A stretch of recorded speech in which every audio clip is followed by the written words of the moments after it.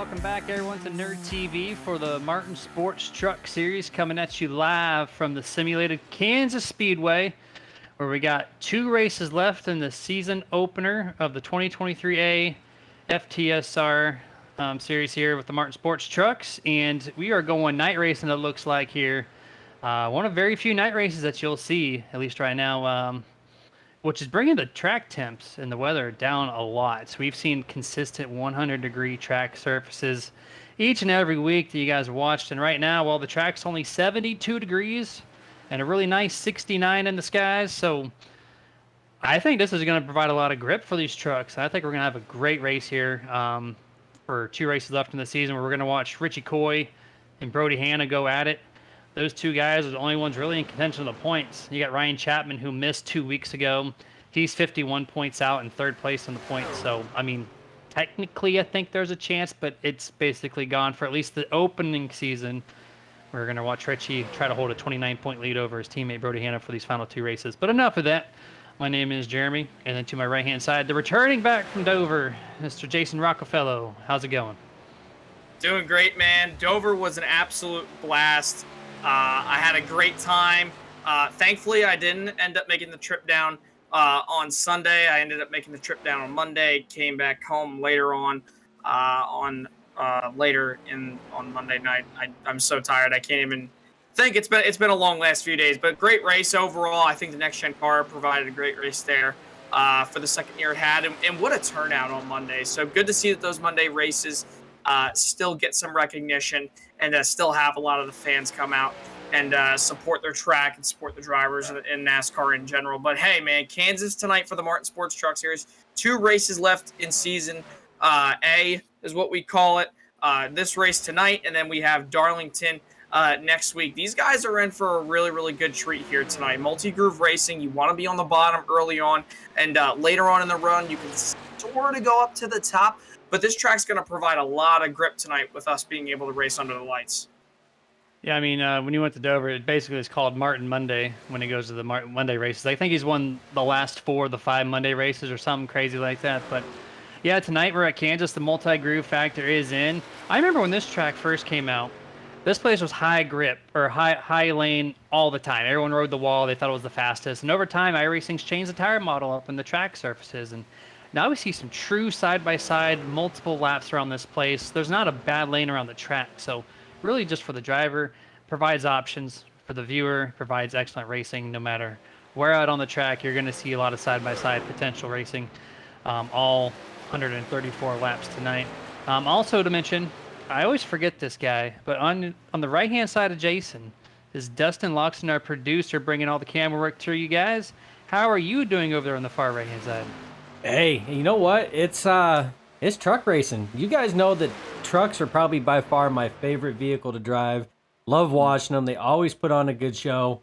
And I think these guys are going to keep me busy up here, getting some good action shots and wide-angle shots, showing these guys really duking it out there. Like you said, utilizing that multi-groove, side-by-side racing. They just got to be careful of that tricky entry to turn number 1 there with that bump going through. As long as they can master that, they should be all right. Yeah, the surface is still fairly new, so it's pretty smooth overall. You did mention that bump. That does throw a little curveball if you're not expecting it, but outside of that, yeah. And with the sun going down, the track cool, I think you guys are in for a real treat. It's going to be a great race here. Just a quick mention, lap 40 is our stage break. So these guys are going to run it hard for 40 laps. Probably won't even see a pit stop, and then we're going to see an additional 90-some laps after that to settle this thing out altogether. But yeah, I'm looking forward to this race. I'm pretty excited overall. I know you guys will be out there too. I'm ready to get this thing going. Yeah, it's going to be an awesome race to say the least, for sure. And we talked about it too, Jeremy. You said it right at the start of the broadcast. Only 2 guys are really in contention for this season A, and I'm going to keep on putting quotes because this is an interesting thing that the full throttle sim racing guys do. That they have seasons A, B, and C, and if they wanted to, they could do more. Which is interesting. Is throughout the entire year they race. And you could you could race season A, and then you could take a break in season B, and then you could race season C. But at the end of the year, there's that overall champion. But here tonight, with 2 races remaining, there's only those 2 drivers left, who are really in contention right now, which is Richie Coy and Brody Hanna, the 2 guys that are teammates. And Brody's only 29 points back behind Richie Coy. And Richie had a very poor finish there at the end of Talladega last week. And I believe Brody was able to gain a little bit of points. He was able to reduce the gap a lot more than it was previously before Talladega. So don't count out Brody Hanna. I'm sure those 2 are going to be very, very fast tonight. We know how fast Brody's been recently in the FTSR, but we also know how fast Richie Coy has been. They've practically dominated the FTSR leagues, whether it be the Cup Series on Monday or the Truck Series here on Wednesday. Those 2 always put on a show. Yeah, I think you're correct. Brody Hanna was, if I remember right, 42 points back, and now he's 29, so he definitely gained 13 points based off of that math there. And if that happens one more time, like he's in that picture to win the opening season title. I mean, it is an overall championship they fight for, like you said, throughout the entire season. But you get little victories along the way. It's like a stage race in a race, but as in a season-long process, right? So you're gonna give points, give credit to where credit's due throughout the season. And right now, we're going to be riding on board with, I believe, Mr. Stephen Hollingsworth, who has won practice. I think it's the first time we've seen him win a practice session. Let's see if he can top the charts here in qualifying. What you got over there, Dustin? Yeah, right now, I mean, he's going pretty good. Good entry. I mean, he's wound it up right now. You see him get way low. Truck gets a little uncomfortable going over that turn 1 bump there. Little wobble coming off. That's going to cost him. Smoothness is going to be key at this track. You guys covered that in qualifying. A lot better entry into turn 3, though. Again, a little bit of a bobble there, but overall, could be a solid lap. We'll have to see where it places him. I think lap 2 might be the better lap here if he continues to run it. Turn 1 did look a little sketchy, but the tire temps were coming up. I think we're going to see a lot more grip out of this lap 2. Yeah, probably more than likely. But honestly, really big, interesting thing there. With lap 1, I was always really taught you want to run the outside and really just throw away your lap, and then lap 2 is going to be your hot lap and stuff like that. But I mean, that lap 1 heading into 1, I mean, he got over that bump, and then once he hit that apron there in the center of 1 and 2, that thing just almost jumped around him. He was lucky to not hit the outside wall there off the corner, but it just goes to show you Steven definitely had a lot of time in practice to make that perfect lap. And obviously here he had to do even better, or if not equally as good from what he was in practice. And here he is right now, 5th on the board. So it just goes to show you that the fastest guys in practice might not be the fastest guys when it comes to the race. And look who's up at the top of the board right now. Oh, and by the way, they're only separated by 1/100th of a second. Richie Coy, 30.47. Brody Hanna, 30.48. So those 2 guys are on it tonight here. It's going to be interesting to see how those Fury Motorsports guys do. Brian Bliss right now 3rd, TJ Bartel 4th, Stephen Hollingsworth obviously just said he's 5th, and then the other Fury Motorsports driver, Tony Solari, just dropped down to 7th. Randy Henshaw, he moved up to 6th. There's a lot of guys up there in the top 10 who you really haven't seen when it comes time to qualify. So it's going to be interesting to see how this qualifying ends up. It's always funny how the top 2 guys in points all of a sudden run 1st and 2nd when it matters the most, right? So you're seeing that there, Richie and Brody, all ready to go for these final 2 races here. And actually, Tommy Schaefer just takes over 2nd place, splitting that little thin gap they had there. 6/1000ths of a second separates Richie and Tommy now. So Tommy, all of a sudden, he ran a 0.8 in practice, and he comes in with a 0.4 in qualifying. Kind of throwing like a little bit of Kyle Busch qualifying session where he, got gifted the pole by no qualifying efforts on the real world, and then just had a terrible car. Tommy Schaefer out of nowhere, 2nd place, so we might see some speed out of that guy. Just for the record, too, based off a Twitter post from Mr. Tommy Schaefer, somebody has his hands in a pair of Martin Sports Nerditudes gloves tonight. Not saying that's what helped him, because, I mean, he's a good driver. He's proved that before, but I mean, coming back, making that good return, and right now, P2 on the board. You talking these things right here, Dustin? That's exactly what I'm talking about. Looks just like that, too. Posted a picture of it, too. Looked like he was happy. He was ready to give him a shot, so we'll have to see what he can do tonight. Okay. Well, I mean, all for him. Wishing him luck with those set of gloves. They always make me faster, so I'm sure it's helping him out here. I mean, he's gonna have a lot of truck or grip in the track tonight, with it being the nighttime and it's just being truck, so you can go full throttle early on in this track, this event. Which you will see that you'll see a lot of passing potentially, a lot of good multi-groove racing from the drop of the green flag. I think, Jason said earlier, you're going to see a lot going to the bottom early. That's typically preferred, but some guys just build the setups to run to the top, and that's the beauty of open setups. You don't have to run the same lane everybody else is. Well, yeah. Also, too, Jeremy. Not to mention the fact too that these guys, they could be guys who want to have good qualifying setups, but also good race setups. But at the same time, when it comes to race setups, you could have a shorter run car and you could also have a longer run car. I saw that personally at Dover just this past weekend. You saw a lot of guys that had really good long run cars, and then you had guys who had really good short run cars. One guy in particular that had a really good short run car was Brad Kozlowski. Late in the run, Ryan Blaney, unfortunately, no bias. Nobody sees the flag in the background. Ryan Blaney had a very good car. So it just really all is driver preference and what they really want. So that's the great part about open setups. But they're up on the grid right now. We're ready to go trucking here on a Wednesday night. Yeah, we're going to go over the starting order here for tonight in the second to final race of the opening season. Richie Coy is going to take the top spot. Tommy Schaefer does take second. Brody Hanna's going to start in third place. FTSR, new to this season, Mr. Bobby Terrell is going to be starting in fourth, or at least for the full Fury Motorsports guys anyways. Michael Blackner is going to be fifth. Stephen Loomis, sixth. Cody McKinney did start in seventh, but he gets the EOL penalty, the only one that was handed out from last week's race. You'll see him drop to the back. Eighth place on the grid, Brian Bliss. Ninth, Tyler Brown. And tonight's top 10 driver, Lane Allen. Top 20, you got TJ Bartell starting in 11th, and then fast in practice, Stephen Hollingsworth starts in the number 50 machine in 12th. Randy Henshaw starts 13th. Fury Motorsports driver Tony Solari 14th. Joey McKinney starts 15th in number 18. In the number 55, Jeff Bratton in the number 16 machine. Timothy Stubblefield makes a return tonight in the number 12 machine. He'll start 17th. Robert Milikian in the number 16 machine. I finally got his name right. He'll start 18th. Rick Webb, 19th. And Sherwood Williford rounds out the top 20. Ryan Chapman, third in points. He's going to be starting 21st. Justin Diltz, 22nd. J.P. Burns in some new colors and so on 23rd.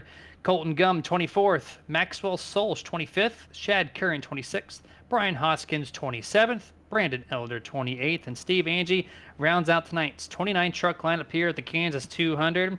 We're going to go one pace lap and set this thing green for 134 laps for an exciting race for you guys tonight. Yeah, it's going to be an interesting one to say the least. And you see right there, there's the man right there. Richie Coy starting on the front row, and he's going to have his teammate right back behind him. So it's going to be interesting to see which one of those Fury Motorsports Ford F-150s is going to be able to jump out front and possibly take this lead here, maybe pick up some stage points. That's the big key factor for these guys tonight. Which one of those guys is going to be able to collect stage points, or are they going to go for the win? We'll have to find out here. And going to the chats, welcome back Jessica Stubblefield and Jennifer Ray, both cheering on Stub Nation as Timothy is back in tonight's field. After taking a few weeks off, we're seeing the number 12 machine try to tackle Kansas here for the second to final race.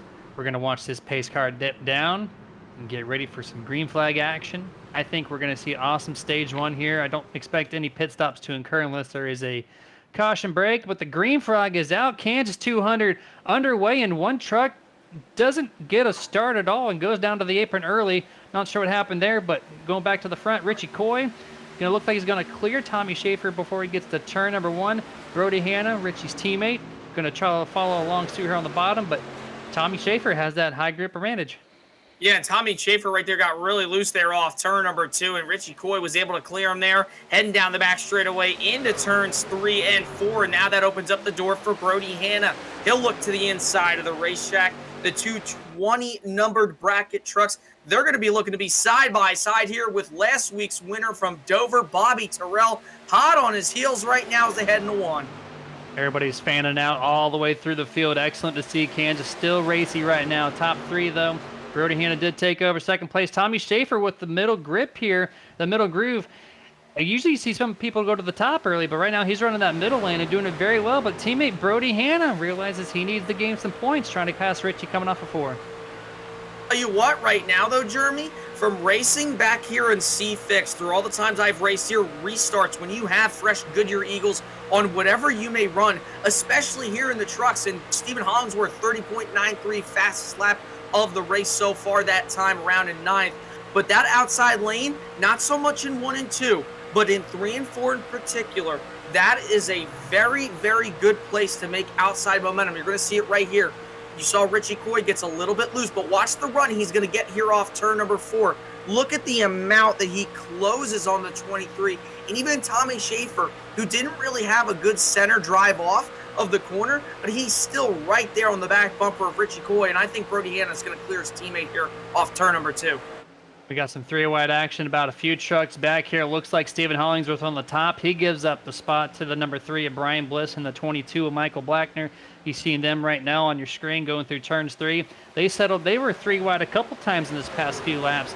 But right now, they've kind of settled out here. And it looks like the middle groove has more trucks than the bottom early on there.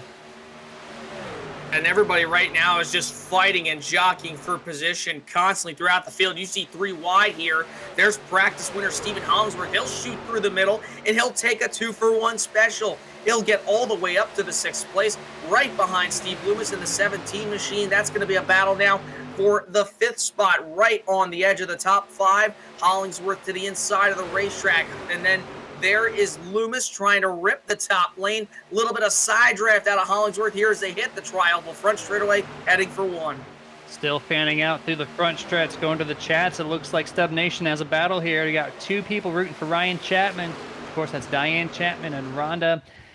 It is Saxon. I'm sorry if I mispronounced that. If you want to put the phonetic spelling on that, I'm going to call it a Saxon for now. But 2 for Ryan, 2 for Stubbs. If anybody else is watching currently, feel free to join in and jump in on the chats with us. But right now, it looks like the top 10 almost is really kind of single filed out. But a lot of good racing still side by side for 10th on back.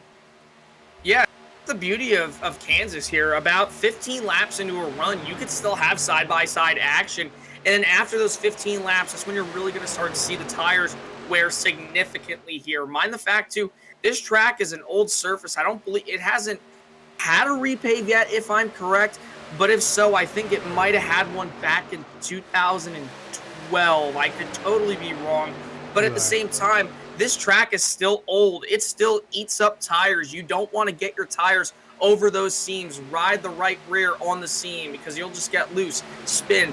And the more you slide the tires, the more you're going to wear them out. That right front's key, but also that right rear is key. You don't want to have too much drive off the corner, or else you're going to absolutely shred that right rear Goodyear Eagle apart into bits and pieces like you destroyed a Lego Millennium Falcon practically if you were to drop it from 30 stories up in the air. But Brody Hanna continuing to do a great job right now over his teammate Richie Coy. That time by at the line, Brody 800ths faster than Richie, but everybody is still compact right now here, Jeremy. Tommy Schaefer, though, looking to try to regain that second position that he started in here as he looks to the outside of Richie Coy down the back straightaway into 3. 4th and 5th place, Stephen Hollingsworth and Bobby Trail make a little door-to-door contact. Looked like Hollingsworth had a wide exit there on the bottom. Maybe touched the inside panel, Bobby Trail. Then it looked like Bobby actually came back down and said, "Hey, guy, I'm here. Can't pass me like that." But then it looks like the 50 Hollingsworth qualified with the race setup. He won practice. He qualified 12th. And look at him. Now he's already inside 4th place, lurking at the 19 of Richie Coyer, trying to get 3rd place. We're back to Nerd TV replay. Right there, you kind of saw the end of where Bobby Trail came down the straightaway and made a little door contact with the 50. And the 50 is just so much faster, just cleared everyone he's come across so far. No problem whatsoever.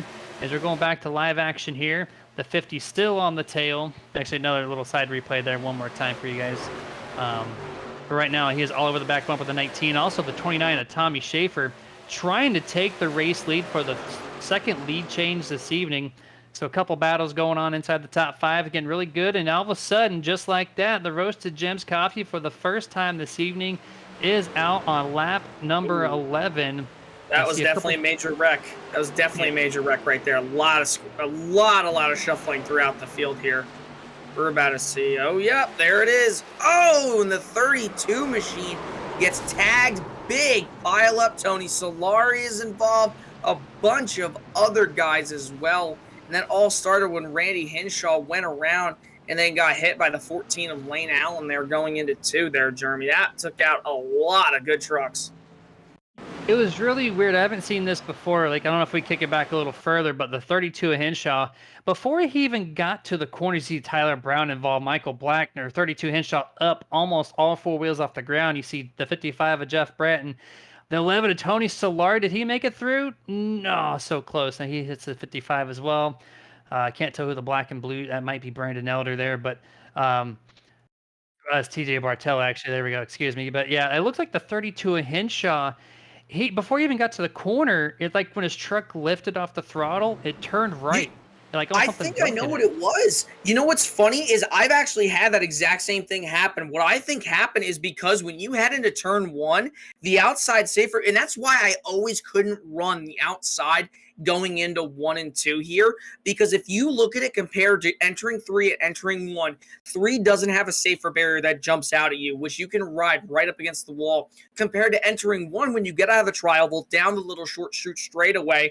And then when you're entering 1 up on the top side, there's a safer barrier that jumps out at you.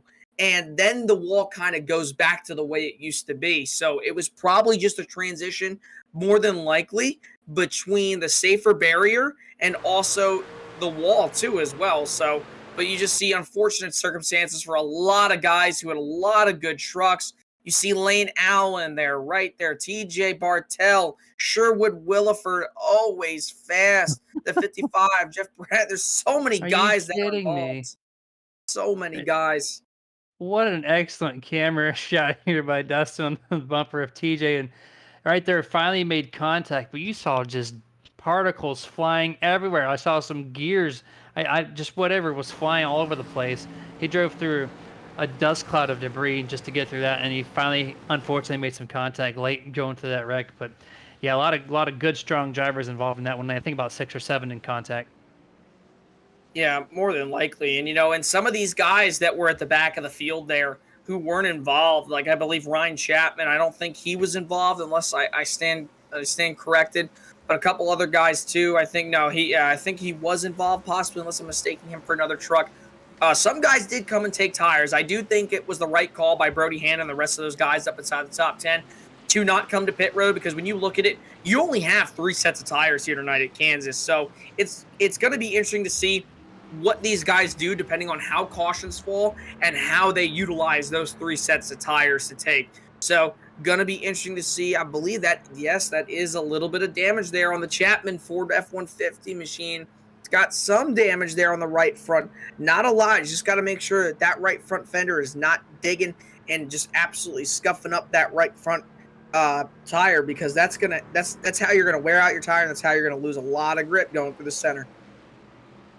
Yeah, 100% there. And I actually was trying to catch up on, because I did mention Brandon Elder's name, thinking it was instead of TJ Bartell, but then I was like, why is Brandon 9 laps down? And on the initial start there, he made rear end contact there with the 66 on that start of Shad Curran, and it damaged his nose, and I think he had some engine damage or whatnot. So he's right now on your camera and sit 9 laps down, still in the pit road. Not sure if he's gonna get the thing back going, but that was heavy impact, and it caused his truck to really just slow down and couldn't progress. So he had to hit the pit road and let the teamwork go on the truck and see what they can't do. But Jason, we got 1 lap to go here. These guys are going to get lined side by side here, and now with some fresh tires for some of these guys, it's going to be pretty interesting.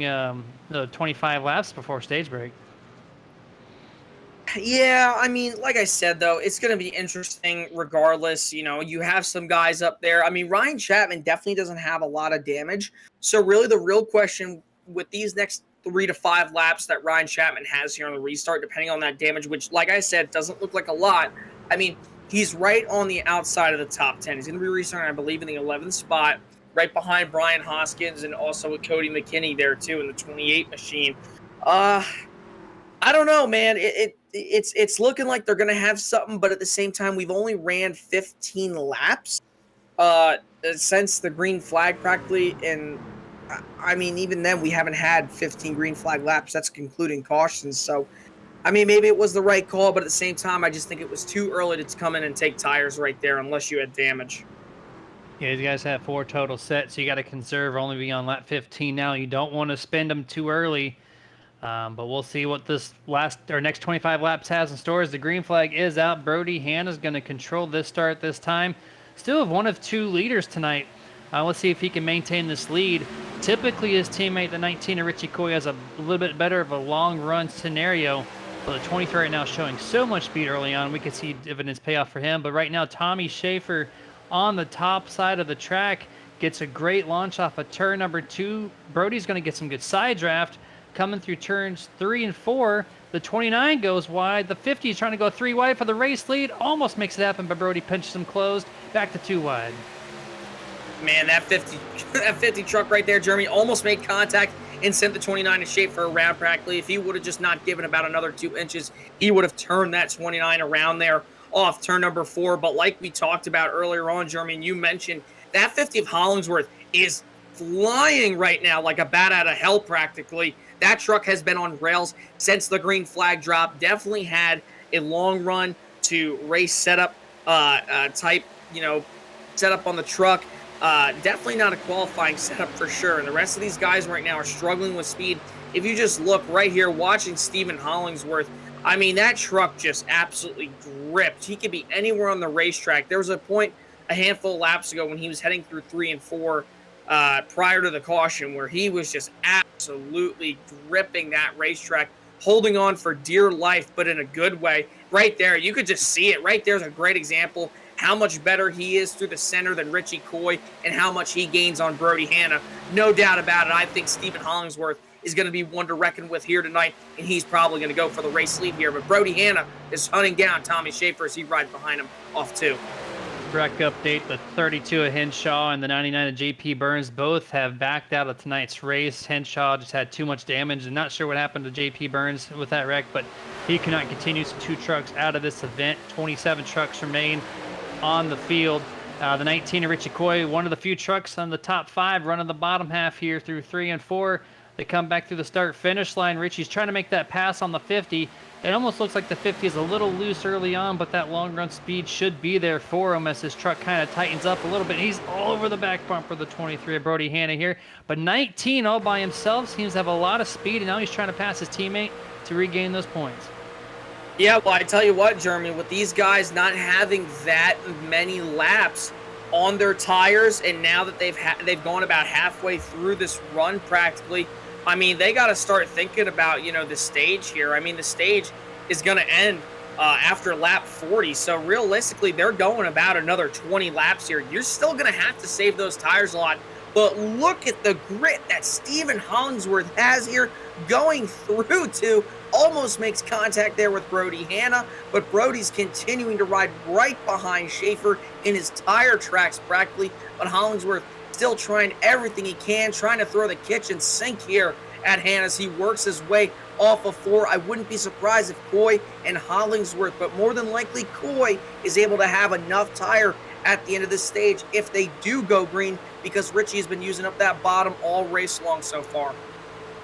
Rhonda on the chat saying can't stop Ryan, referring to Ryan Chapman, and right now she is not wrong. Started 21st, Ryan Chapman up to P8, so got himself inside the top 10. That's only 20 laps in. That's with a caution, by the way. So Ryan Chapman, the 27, making some huge gains right now. You see him coming through the front stretch right there. He's got Brian Bliss in front of him. That'll be for 7th once he gets to him. That truck's just carrying so much speed early on. I'm sure after stage break, that thing's going to be well in contention for a top 5. We're almost 3 wide here for the race lead. Brody Hanna's trying to hold off the 29 of Tommy Schaefer, who just looks to have a much better mid-run truck here. 29 going to the bottom for the first time, trying to pass the 23, and it looks like he's going to be able to do it almost entirely. He gives up the corner exit to the top and allows Brody Hanna to get a great launch, still side by side for the race lead. Man, I thought right there, Jeremy, I thought Tommy Schaefer was going to throw an old slider right there on Brody Hanna. It turns out that wasn't the case. He didn't want to shred those Goodyear Eagles up just enough yet. I think it's definitely too early on. Wouldn't be surprised, though, if later on in this race, when it comes down to a big pack race like this, like you've seen Schaefer and Hanna battling these first 24 laps, if you just so happen to see a slider here later on in the runs towards the end of the race when it's coming down to the checkered flag, if they're grouped up like this, But I'm noticing something right now, though, Jeremy. Steven Hollingsworth is either trying to save tire or he really is just falling off a little bit. He's not as fast, and he's still just trying to really ride back behind Tommy Schaefer and Hannah right now. And Richie Coy is continuing to ride that bottom and use the perfect exit off 2 and off 4 by just exiting middle to center, if you want to call it like that, because the higher you come up off the corner off 2 and off 4, the more you wear out that right front tire. So you want to be very easy getting off exit, because the more that you're easy off exit, the more you're able to save that right front tire. Yeah, they got 15 laps to go before this stage is over. And to your point with the 50, he did start in 12th place, so he had to pass a few trucks to get to where he's at right now. So that right front might be eating up a little bit more than some of these other guys that he's running around right now. The long runs, though, is just showing the 23 of Brody Hannah, the 29 Thomas Schaefer just being in the class right now. This has been an excellent race so far for the first 26 laps. We knew it was going to be a pretty good race overall, but these guys up in the top 10 have really just put on an awesome race. We also see Rhonda back in the chats again saying, woohoo, Ryan, continue to cheer him on. Still, actually, back down to 9th is Cody McKinney, who's came back from that penalty, dropped all the way to the rear of the field to 29th place, and Cody McKinney's found himself in 8th. So that truck also making some bad fast gains there, as you see him on your screen going through turns 1 and 2. Don't count him out as well. I think after stage break, this 28, 27, the two trucks on your screen, they might be lead contenders. Could be, and right now, even regardless of that caution, once we go all the way to the end of the stage, you're going to kind of really see. Now, obviously, these guys are going to have an opportunity to come into the pits and take their time with their adjustments and so forth on what they want to do to try to make that perfect truck, quote unquote, for the end of this race. Like, maybe Richie Coy might. And by the way, Richie Coy's dropped all the way back to 7th. I didn't even notice that until now. And I mean, he was battling for 3rd at one point. And now, oh no, wow, he's got right side damage. That is huge for your points leader. No wonder why he dropped all the way down to 7th. That is major damage here as we take a look at the drone cam. That right side is absolutely killed. I wonder if we can get a little bit lower into the track surface so you can see that right front right there. And it's going to be interesting to see if just so happens that that right front fender is dragging, and it definitely is right there. You could see the top of the fender to the right front of that truck, kind of just a little bit rubbing. Yeah, you see the crack right there in the fender. Jeremy, that is huge implications for that number 19 machine, and that's going to have a big effect on his points lead. And also, not to mention the fact that his teammate and friend Brody Hannah is only 2nd in points right now, and this is going to be big for him if he's able to pick up a stage win and possibly the race win. Yeah, I went back and looked at it. The 19 Okoye off turn 2 on lap 27 just overdid the exit of turn 2. Really just launched the truck up and could not get checked up enough and just absolutely destroyed the right side, as you saw already. That hit looked way worse than what the side actually does. I'm surprised he's still on track without a meatball, but yeah, he is definitely off pace, over 4 seconds now behind the race lead. And I mean, for you guys watching and paying attention to the points, this makes the excitement even more, right? So if Richie cannot get repaired back up and Brody Hannah continues to lead, we're going to have basically, a 3 to 4 position difference here coming into the final race of the 2023 A season. So, I mean, not good for Richie, but great for the viewers out there. It keeps us entertained, and we'll keep that up to date as we got just over 100 laps left. It's going to definitely be interesting to see. And, these points, they actually, update just a little bit after the race. So probably once we get off the air, these points will update and such. And then you'll be able to see, if you go to fullthrottlesimracing.com, you can go to the truck series here. As you see the 19 just a little bit too high off exit. I don't know if that's commentator's curse or what there, Jeremy. I kept saying he was doing such a good job on his exit to not shred the tires, and just so happens off 2. He ends up tank slapping the wall there and absolutely stuffing it into the right side with the fence and everything like that. But yeah, that points, they'll update a little bit after this race once we get off the air. and you can go to their website and look at the Truck Series standings, and it's probably going to be really close. If this race continues to be the way it is, and Richie Coy continues to drop in the running order, or if he gets involved in a wreck, this could be huge for Brody Hanna. So Brody Hanna liking what he's seen, but at the same time, probably, you know, a little bit of, you know, that sucks, man, you know, because it's his teammate, it's his friend. You don't want to see that, but it's always a great feeling as a competitor racing against your buddy, your friend, your teammate, and seeing that you're the better one out of the bunch, you know. But I mean, both those drivers have had an absolute head stout season. Richie and Brody both. As you see, one truck up into the wall right there. That's Maxwell Solsch up off turn number 4. A lot of trucks had to gather it up there. Going to be interesting to see what happened to the number 89 machine. But like I said, Brody and Richie have been very stout drivers this entire season, Jeremy. It looks like the 89 just got too high up on the entrance of turn 3, washed up and did a wall glue, and it really checked up his truck. He lost 4 or 5 positions on that exchange there. You had mentioned going to FTSR and checking out the points. That's a great shout out to our partner at Sim Racing Points, as we're going to go back to the Nerd TV replay here and trying to see what happened, as this has actually already happened right behind him as he crosses the start-finish line. Or at least maybe a lap before, as we're going to, yeah, this is the lap before. So we're going to watch him go through 1 and 2. You see in the 89 of Solsch running the top side. That's where he's been most of tonight's race. They get to turn 3, and he has a good entrance, but just carried too much speed, could not get the truck woed up enough, and he's going to grab the wall here, which wall glue is infamous for just, you can't do the Carl Edwards line. You just can't do it here. So really just goes away completely off your screen there. Right? He's about 10 mile an hour off the pace there. So thankfully he's got stage brake real soon, so it didn't really affect him too much. But I want to shout out to our partner here at Sim Racing Points. It's your league points management system that allows league owners and admins the ability to completely track your league stats and points with one simple upload. But they don't stop there. For the avid webmaster, they allow custom creation of widgets for any league website to fully display points, results, and more that easily updates when results are uploaded. With just a few simple clicks, your website can be up and running and looking professional while doing so. And it comes at a great price point. So come check them out at simracingpoints.com. And Jason, we got just a handful of laps left before this stage break occurs. Yeah, man, it's really been interesting to see how Brody Hanna's really taken off.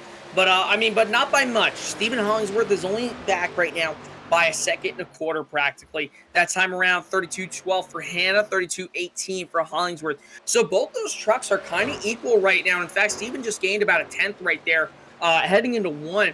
So he is still fast. But the question is, will that truck be able to last enough on the long run once we do, or if we do get that long run here? Because he was fast in practice. I mean, and he's been flying up through the field. He's plus 10 from where he started, you know, and there's also a lot of other guys too who have just been super fast tonight. Cody McKinney started at the back, you know, was supposed to start 7th, had the EOL. What can he do if he gets his adjustments in? What could Ryan Chapman do possibly? He's plus 12 from where he started if he gets that damage fixed. There's so many variables here in this race. There's still really not a definitive guy that I'm really circling right now besides the 23 and the 50 if I had to circle 1 or 2 right there. As Brody Hanna is crossing the line for lap 40 completion, so once the 10th place truck crosses the line, you're going to see stage caution fly. That'll be presented by Roasted Jim's Coffee. Brody Hanna is going to maximize everything he can here.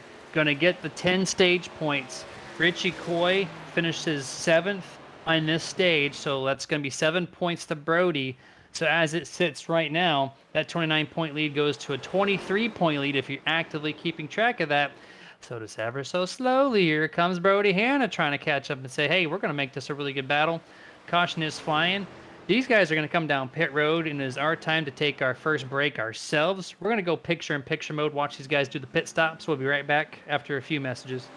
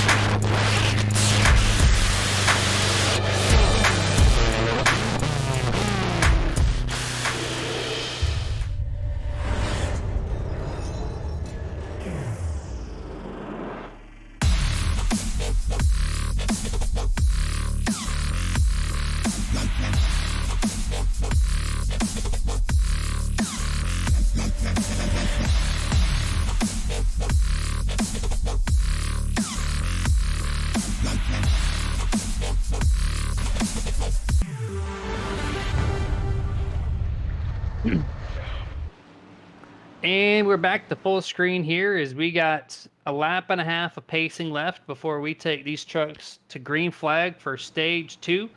We're going to see the third time the green flag flies tonight. Right now, Brody Hanna did come out first to start off the top 10 recap presented by Nerd TV. Brody Hanna, just the class of the field. When he got to the lead, he has not given it up. Just running excellent speed on the mid to long run. He really spaced out to everyone. Let's see what he can do. He's got his teammate now, the number 4 of Bobby Torello, last week's winner, on his tail. Let's see what Bobby Torello can do. He started in 4th up to 2nd. First time he has found himself in 2nd place, so I think it's going to be a great competition here for Brody Hanna. Stephen Hollingsworth now has fresh set of tires. He did fall off late in that run. I think he's going to have a really good shot now to contend for the race lead with equal tires compared to everybody else, since he didn't have to pass a bunch of people this time. 4th place, Brian Bliss. Started 8th up to 4th. Doing pretty good. Consistently just running excellent lap times. Great pace overall. Tommy Schaefer fell back late in that run. He's going to be restarting here in 5th place. Cody McKinney had that EOL. Started 29th. Fresh set of tires. Finds himself just outside the top 5 and 6th. So I think he's going to be one of your front-running contenders here late in the going. Stephen Loomis up to 7th place on this restart. Been basically floating around top 5, top 10, so running pretty average for him. Ryan Chapman, another guy, started 21st, now running in 8th place. I think he's going to be in the top 5, no problem here. He's got his cheerleaders in the chats for him. Robert Malikian going to be starting in 9th place in that 16 truck. Kind of just floating around again, started 18th, up just inside the top 10. And then last place in the top 10, Steve Angie. Been running really good with his teammate running up on the top lane of the track. It's been doing very well for that 69 Chevrolet Silverado. Let's see what it has in store as stage 2 is about to get underway. Pace cars down, premature Patrick flag in hand, waiting for the official green from the session. And there it is, stage 2 underway. Brody Hanna and Bobby Torello lead him off into turn number 1. Yeah, and Brody gets a great restart, but Bobby Torello right there up on the outside just didn't have what it took. Stephen Hollingsworth, I thought right there, Jeremy, he was going to look to try to go 3 wide and shoot the middle up into turn number 1, but this time Hanna's going to clear the 4 off turn number 2, and Hollingsworth looks to the inside of the racetrack. He's on the bumper of Hanna as they work their way off 4. I think he's going to have the lead here real soon. That truck's just way too fast to make this happen. Here we are side by side already at the line. Hollingsworth by 17 1/1000ths of a second. 3rd lead change this evening. And he's going to clear the 23 by a lot here, by 2 to 3 truck lengths already exiting turn 2. That 50 is pretty bad fast. 50 definitely made a little bit of an adjustment there. Probably, more than likely, Jeremy, that last time when they did pit. Because like I said, that stage ending caution, once these guys had the opportunity to pit, they were going to make in some little tiny adjustments to try to make their trucks good enough to where they're like, all right, we can have a truck that's either going to be drivable or a truck that's going to be able to win this race. Net 50 from being fastest in practice, plus 11 from where he started.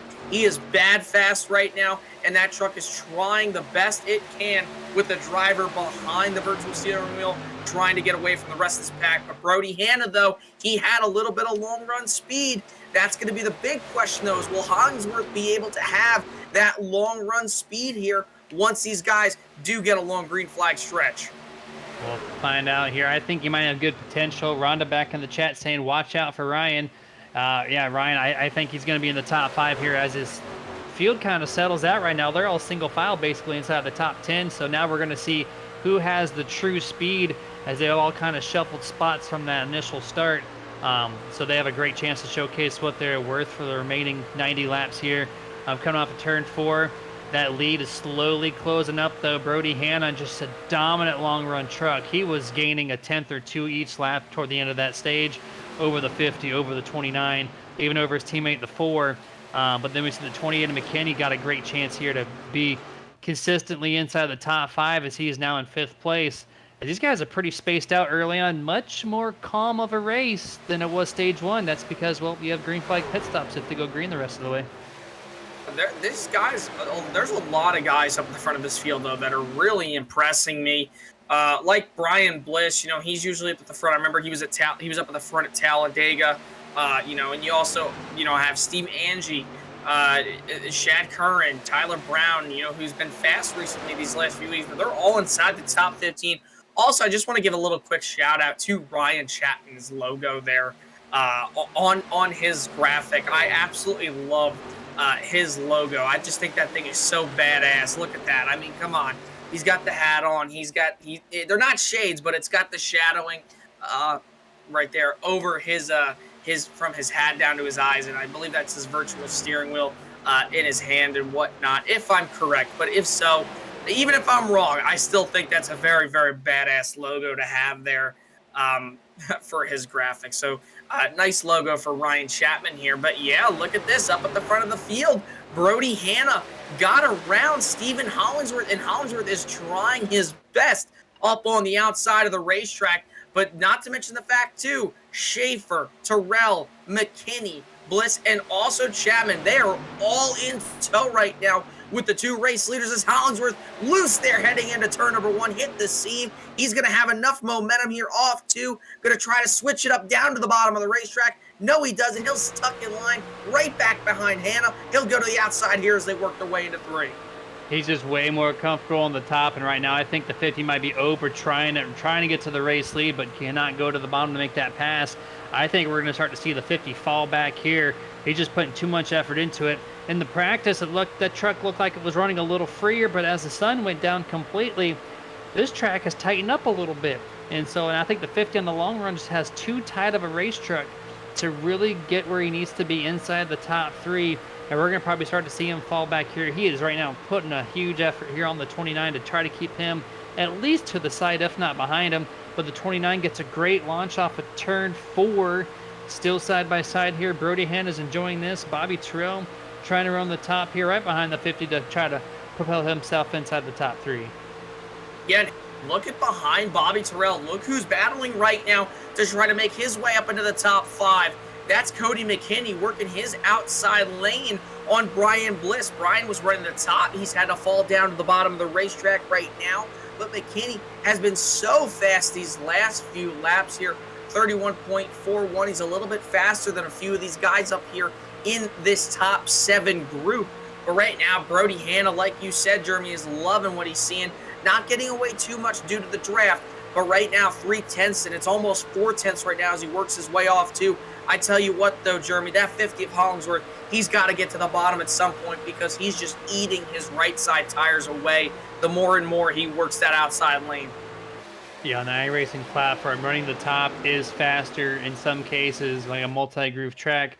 But when you carry more speed, the tire model says, nope, that equals more tire wear, no matter how you try to take it easy. So the guys running the bottom are kind of conserving a little bit more. And you see the guys that have to run to the top. It is great, but more than likely the top does seem to falter on a standard setup anyways. And so we might see that. I don't know. He could surprise us here. He's still holding off the 29 really well, and the 29 is actually falling back behind the 50. So momentarily, Stephen Hollingsworth is going to retake second place all by himself.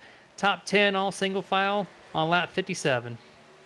Yeah, and Bliss has gotten back around McKinney there off turn number 4. Bobby Terrell had a little bit of a run off turn number 4 as well. So now he is currently putting Tommy Schaefer in the palm of his hand practically here as they work their way off turn number 2. But Hollingsworth was able to get clear of Schaefer there off turn number 4. Now he has another shot to try to go down, run down Brody Hanna here, which Brody Hanna, by the way, has moved up to the top lane like most drivers have, which I find to be interesting. The 50 has been the fastest driver up at the top. Well, the question is here late in the run, will he have enough tire wear once we get to that point here in the run? But I don't really think that's stopping him too much because off the corner, you saw Brody Hanna really loose alongside him, the 50 as well. They're working up on a lap car right here, entering 3. But so far, those two have been putting on one heck of a show here tonight at Kansas. These guys are still nose to tail, at least inside the top 5. I think this is a great time to turn up the tunes as we're going to turn up the volumes of these trucks, turn our volumes down, and let you listen for the next few laps.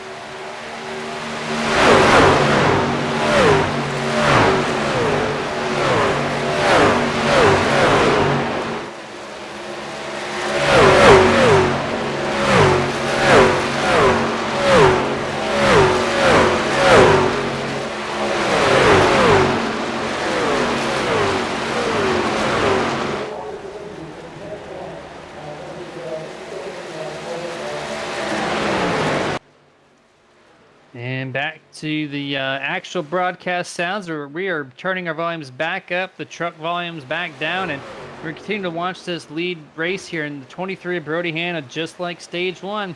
You're starting to see him mid-run separating himself from the 50 about 5 or 6 truck lengths. Tommy Schaefer starting to fall back a little bit, as well as Bobby. It's just the 23 so fast here. Yeah, for sure. I mean, the 23 right now has been posting some very fast lap times. I mean, Stephen Hollingsworth, he's only back by about 0.05 of a second. That time around, it was back by about 1/10 now. So Hollingsworth is starting to fall off a little bit, and he's really losing too. Almost hits the wall. What a save! I just joked about it, folks, when we were doing the turn up the twos, and I said, oh, yep, the 50's going to go flipping down the back straightaway maybe as a joke. And he damn near about lost it there off turn number 2. What a save. Great camera work by our man Dustin here in the booth. That 50 should have been going around there in the center of the corner. What a save. Top 3 save of the year probably here in the Martin Sports Truck Series for sure. Yeah, a little bit of assistance with the air pressure on the wall there. I think when that tail gets so close to the wall, that air kind of packs in there and pushes your truck away from the wall, which I think assisted him from not going around completely. Excellent job, though, regardless of the 50 saving that thing. But, yeah, that truck's still mad. Those rear tires are probably screaming right now saying, hey, I am really hot. Take it easy on me for the next couple laps, why don't you? But the 50's still trying. He's been running that top half of the track the entire race, except for maybe one corner trying to make a pass. It did not work. And then he's just been glued. And no, he's still loose there, trying to run through 1 and 2. He's going to lose another 1/10 or so on the 4 of Bobby truck going down the backstretch now. That truck is in need of a caution. Yeah, and I tell you what, Jeremy, right until you get to about Stephen Hollingsworth, Brody Hanna is 0.5 to almost a second faster than the entire field right now. 32.07 right there at the line. Tommy Schaefer, he's gotten back into his rhythm, only back by a little less than 1/10 of a second. Bobby Terrell, 32.30. Stephen Hollingsworth, 32.56, man.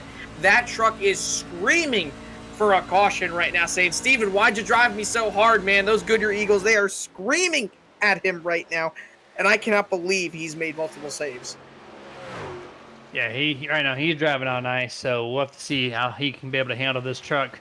Probably for another, he probably has to go another 30 laps really to kind of split the stage in half to make a good solid run to the end. So right now he just has to baby this thing around until he can absolutely just go right down the middle of the stage.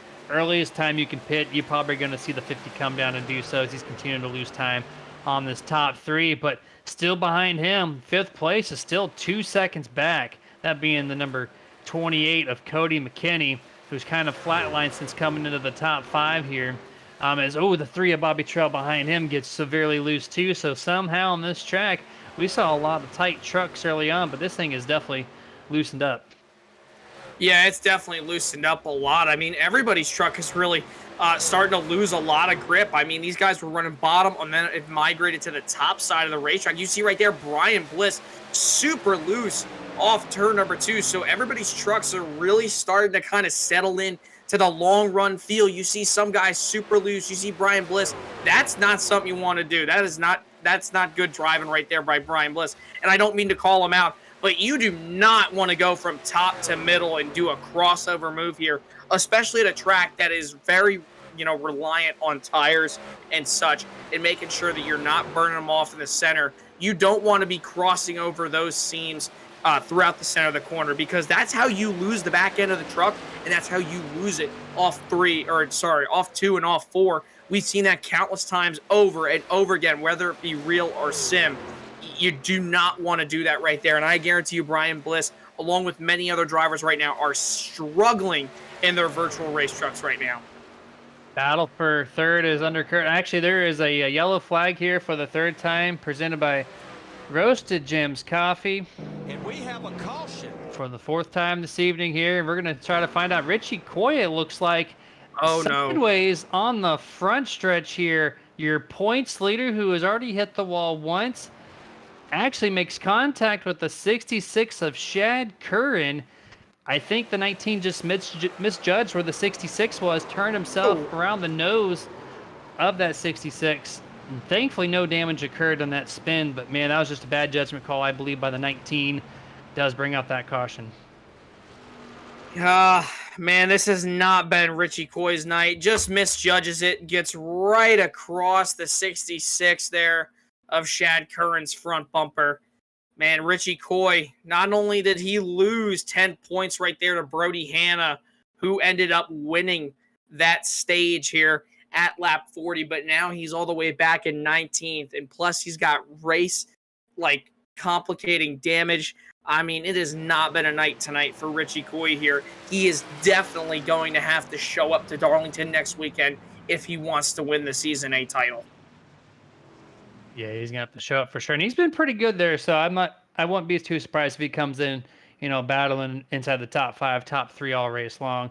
Just Kansas is not really the track for him tonight. Really helping his teammate Brody Hanna get right next to him in the points there. You see another angle there, this time off the 66's roof camera. Get that spin out there. But these guys are under pit road. We're going to go under another picture-in-picture commercial break. We'll be back with you guys right before the green flag.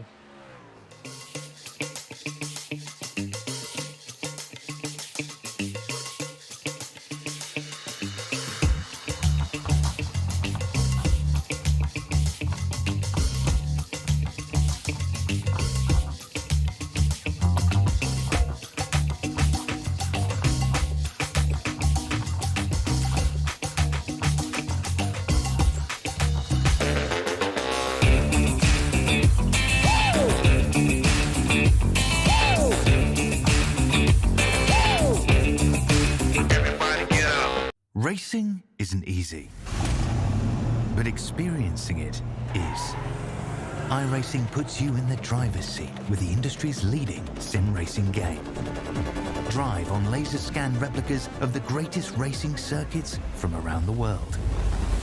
Go head-to-head against other drivers chosen by skill-based matchmaking to ensure competitive racing at every level. Compete across all your favorite series. In officially licensed cars, engineered to deliver the most accurate driving experience possible.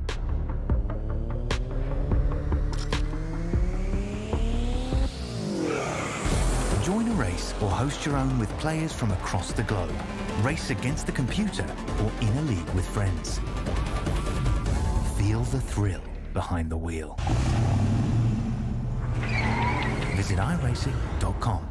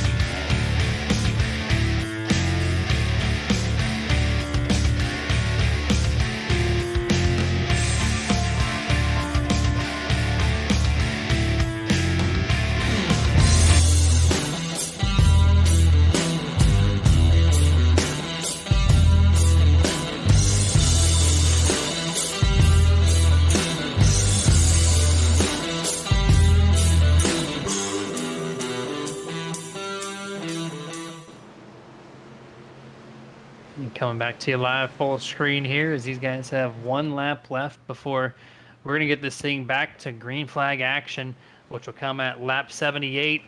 Brody Hanna still leading the way here with his teammate, the number 4 Bobby Terrell. Going to be the same exact first row that we saw on the last caution break here. Tommy Shea from the 29 and the 50 of Stephen Hollingsworth. These guys got fresh tires as well. Maybe they made some tweaks to the setup to get their long run a little better. We don't know. We're about to find out. 28 Cody McKinney as well. He's in 5th place. So maybe on this restart he tries a couple bold moves, gets himself in the top 3. Who knows? But I think Jason's going to be an excellent restart. Yeah, for sure, man. It's going to be interesting to see who right here is going to have the advantage on the start. And obviously now they have fresh Goodyear Eagles, and obviously some more adjustments made to the virtual race truck. So maybe Bobby Terrell has something here for Brody Hanna. Maybe Cody McKinney has something for Brody Hand. If that Fury Motorsports truck has been lights out all night, but they're coming into the Geico restart zone for the restart. Green flag is out. Let's see if Stephen Hollingsworth can maybe maintain a slower pace on the start to maintain a longer pace at the end here. As they all 2 by 2 heading off into turn number 1 here. The 50 with the back maybe 4 inches separation throughout the entire corner.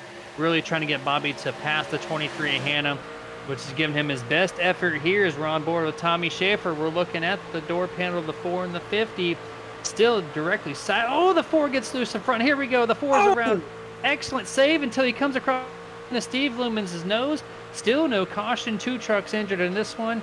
Someone's coming back up the track. I think that's Loomis. And no caution, no harm to everybody else. That could have been so much easier. Wow, that could have been really bad, but no caution right there due to it being off the racing surface. So Bobby Terrell, not a night that he's going to want to remember for sure here. And look at this, Stephen Hollingsworth all the way back to 6. A lot of guys there were affected by that big checkup off turn number 4.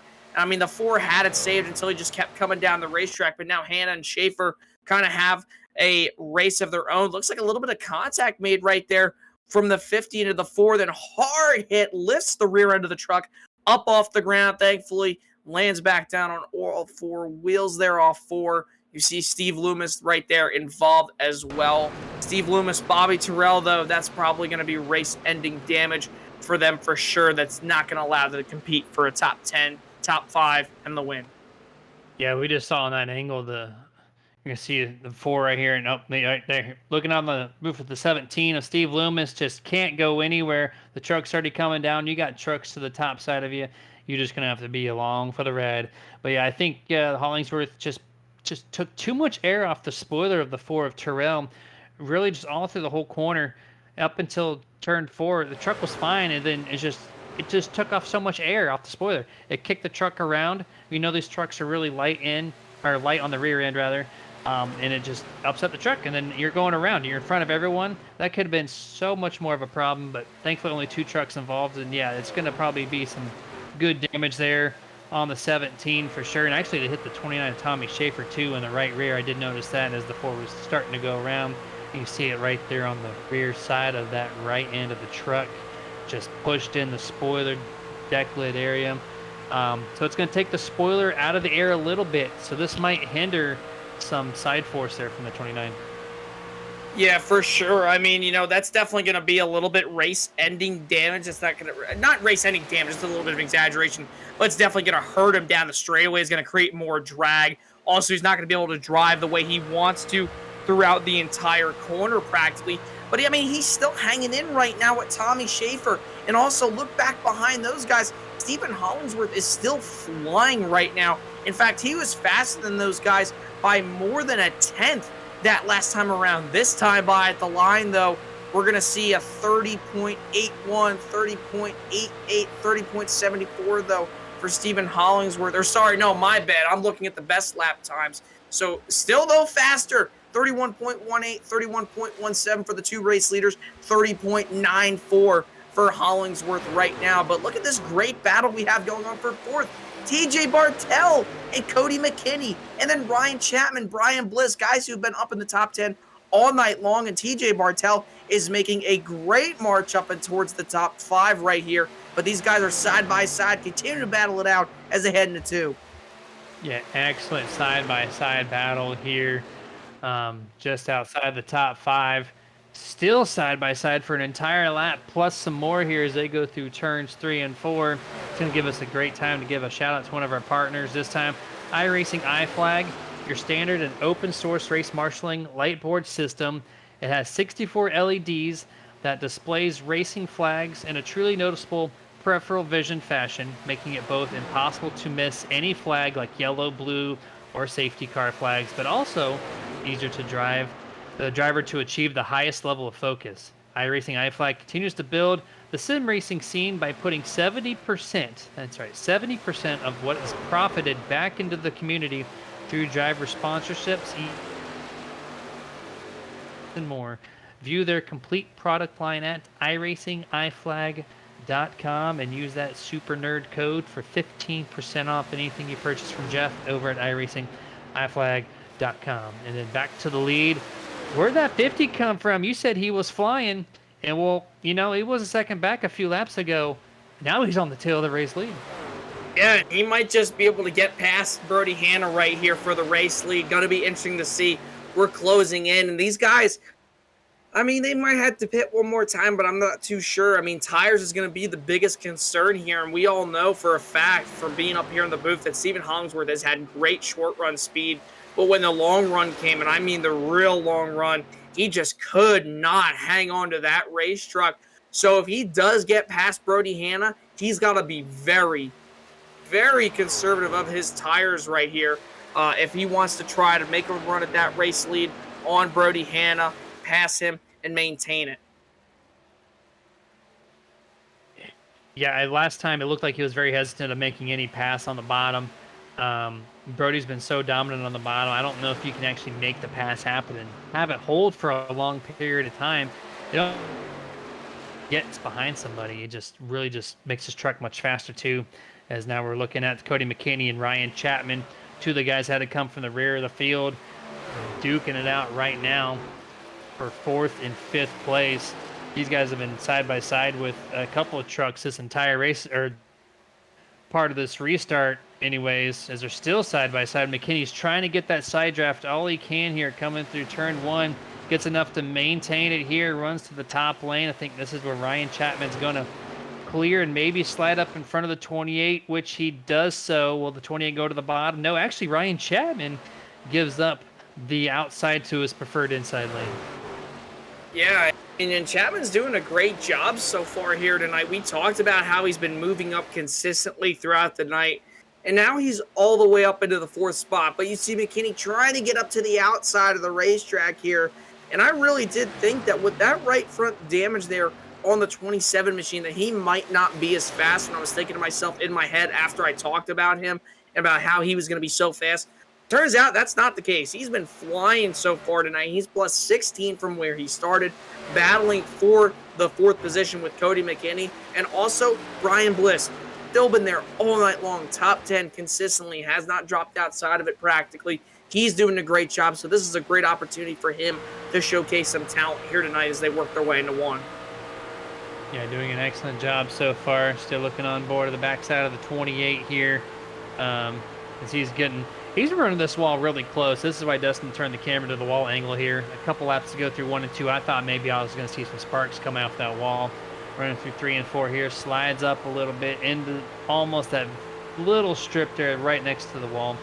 Just run a really strong line. And I mentioned earlier, when you run that close to the wall, the air packs, right? It packs and packs, which actually pushes your truck back away from the wall a little bit as long as you don't come at it at a sharp approach. And it gives you some added grip. And that's why the middle lane in most tracks seems to not work. It's usually the slowest because you can run the bottom, which is the short way around, or you can run the wall, which the air assists you around the corner, gives you that extra grip. So you either run to the bottom, run to the top. You don't see too many guys run the middle each track. That's probably why you see that. You see the number 3 of Brian Bliss. It looks like he's going to come into the picture here and try to take over the 28 spot. He's already passed the 27, so that truck's right now moving real quick, trying to pass McKinney here. Yeah, and he's looking to the inside of the racetrack now, going into turn number 1. You see Bliss working the middle lane. We talked about it, and you just said it, Jeremy. The middle lane, not the preferred groove. It's either bottom or top, and the top has been the way to go all night long. It's so hard here to pass unless you get a very, very good run and carry a good enough speed, good enough momentum into the corners there. Not enough for Brian Bliss. Lost a ton of ground to Cody McKinney there, heading down the back straightaway into 3. But because of the draft, he's able to maintain his gap a lot more, and he's able to close that gap in. And I guarantee he's going to continue to ride that top, ride in the tire tracks of Cody McKinney, and try to make something work once he gets to the bumper. Yeah, it seems like riding in the wake of the 28 being the preferred way for the 3 to get around this track. Tommy Schaefer also passing Stephen Hollingsworth for 2nd place. So we were paying attention to 4th, 5th, and 6th, and then 2nd and 3rd have flip-flopped, allowing the 23 of Brody Hanna to just be out by a 1.5 seconds now over 2nd and 3rd places. Looks like the 50 wants to re-get back. Second place, drives it in deep. A little slide job action, has to lift center of the corner. It allows the 29 of Tommy Schaefer now to get back to side-by-side on the 50 here. And also Diane Chapman on the chat saying, look at Ryan go. And there it is with the thumbs up emoji as well. He is doing an excellent job running now in 6th place. But yeah, 29 right now takes back that spot temporarily. Great battle here for 2nd and 3rd. Yeah, and Tommy Schaefer has been very fast. His long run speed has been pretty stellar here tonight. Not the quickest, but he still has been up there. I still want to know if Brody Hanna has a challenge for the race lead. Will his truck fall off in the very late stages of a late run? Because he's been so fast tonight. This is probably, I want to say, the biggest gap we've seen the race lead all night long. 2.2 seconds right now and growing. But Tommy Schaefer's gotten by Stephen Hollingsworth. I want to know if Tommy could possibly run him down that time by at the line. Tommy was 0.2 of a second slower than Brody Hanna, and then also 0.2 of a second slower was Hollingsworth off of Schaefer. So everybody's lap times are varying depending on their setup, their tire wear, and what lanes they're running here on this Kansas Speedway here in Kansas City, Kansas. That was a lot of Kansases in one sentence. I wonder how many more Kansases I'll say here at Kansas tonight. Yeah, all jokes aside, though, Brody Hanna, though, super fast truck. It's going to be hard to beat him when they do get down to the bottom point of the race. Dustin already into Photoshop trying to get the Kansas counter set up for you here as we're taking a look on board, or at least from the TV camera from Stephen Hollingsworth. He's got some right side damage. He found the wall a lap ago, and nothing you can see visually from the top of the track, but as we zoom away, it looks very similar to Richie Coy's damage. He's got a lot of right side, the front end's pushed up at the hood line, right above the front tire, and all the way down the side. That thing is just scraped up, not looking good. Let's see what kind of performance this truck has afterwards. He's going to have to run the top now. That's the only way to be fast around here, is you're going to need that wall to assist you, or the air to push you around this track, because the inside is probably going to be running really tight. He's already running tight on this long run, so this is going to be nothing but worse for him. So I think there's no more pit stops, and if there is, it's going to be late in this run. So we'll see what the 50 has in store for the next 34 laps. Yeah, I mean, it's going to be interesting to see how everybody really ends up playing their strategy, the cards, when they're going to have to pit. If you look at it, these guys last pitted on lap 74, so 84, 94, 104. You know, these guys are going to have to pit eventually. The question, though, is going to be, when do they pit? You see Richie Coy made an absolute slide job right across the front bumper of TJ Bartel. So Richie trying to turn a bad night into somewhat of a salvageable night here. And Stephen Hollingsworth, first one to come in. We talked about him possibly hitting the wall there just a handful of laps ago. And that is the fastest truck on the racetrack besides Hanna. Coming into the pits, though, Jeremy, I wonder if this could possibly start up green flag pit stops. Yeah, that's most likely will be not realizing that they pit on lap 70. Yeah, that's way too many laps to run on a green flag situation. So this should start that. A lot of people are noticing that. The 50 is not going to be able to repair his damage, though. He's going to need to take his 4 tires, fill up the fuel, and get out of there. If he spends any time trying to repair that, you're just wasting time on the track. So he's going to have to live with it until a caution comes out. As we're looking on with the number 1 of TJ Bartel running side by side still with Richie Coy. As you said, 2 laps to go, put a slide job on the 1, and these guys are just trading spots now. Every single corner, almost, it seems like. It's a really good battle here for these two, just inside the top 10. And yeah, they have been having a great battle here. You've seen Richie throw sliders. You've seen TJ rip the top. I don't think I've seen anybody that close to the wall all night long. And TJ Bartel +3 from where he started. So this has been a very solid night for him. And also guys like Shad Kerr and Colton Gum +16, +13. Brian Hoskins started all the way in the tail end of the field along with Steve Angie. They are 13th and 14th, or 13th and 15th right now, +14, and then +14 for those 2 drivers. So a lot of guys showing up here tonight when you thought that maybe they wouldn't have had good trucks. And there's been guys like Tony Solari, Steve Loomis, Stephen Allen, who we thought were going to have good runs. And TJ Bartel into the wall there in the middle of 3 and 4. That's going to hurt his race truck drastically here, as we're only a handful of laps away from the checkered flag. He has lost a bunch of ground to Joey McKinney here. but a lot of guys having good nights or bad nights tonight here at the Kansas Speedway. Yeah, you can't cuddle the wall that close.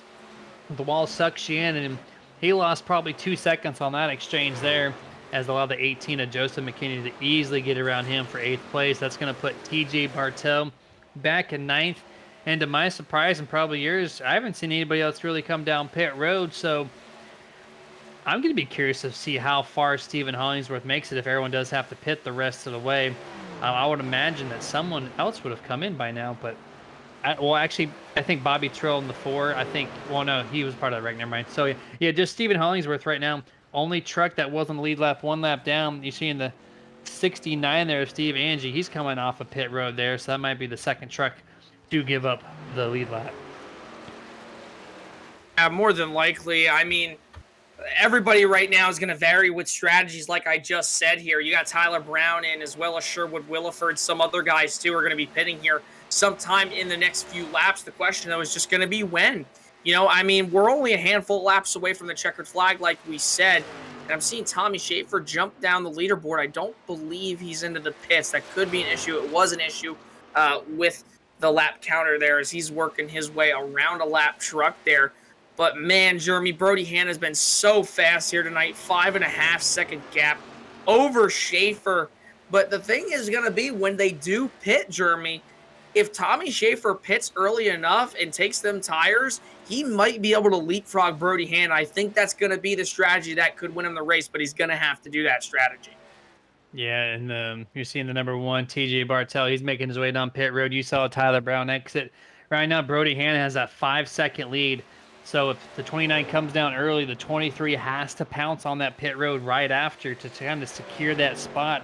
Or else, yeah, if you're running a second faster each lap and Brody stays out 5 extra laps, then you're back to being a dead heat for the time being. So I'm sure he's definitely watching his relative screen, has it up, knowing exactly what people are doing on the track.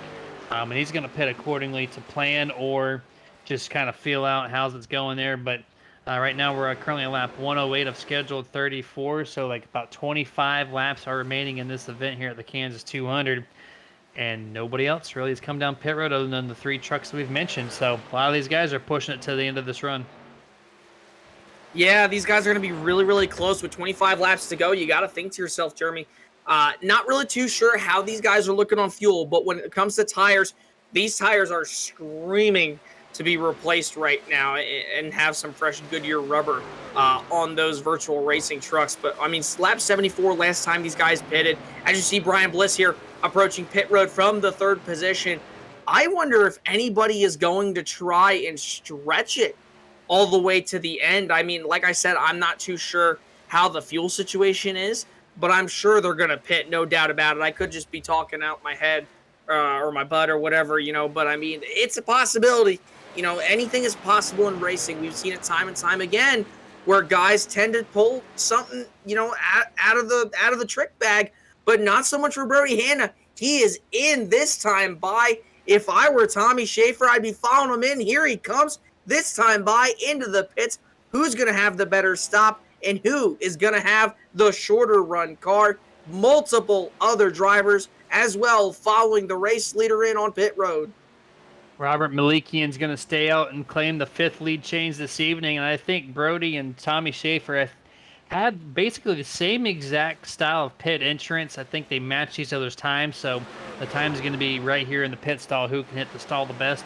Which virtual crew can have the best overall pit stop? Brody Hanna leaving his stall. Plenty of time to spare over Tommy Schaefer, who is just now leaving his stall, which is going to be about a 5 or 6 second separation as these guys get back going. We're going to see here how this thing cycle out, but right now I think Brody Hanna had an excellent stop. He's going to easily maintain this race lead once everything does cycle through.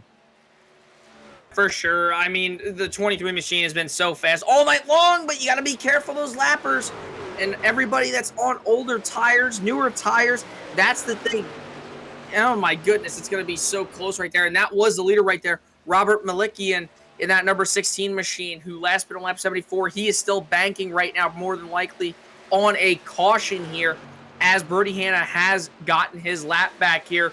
These guys up at the front are all hoping for cautions. And there's Ryan Chapman in the grass. Will he spin out it looks like he's going to be able to get back on the racetrack and save himself from a caution, and he will. He was your guy just outside the top 5, and he was doing great. He came down, it looks like, for pit road at a very late call.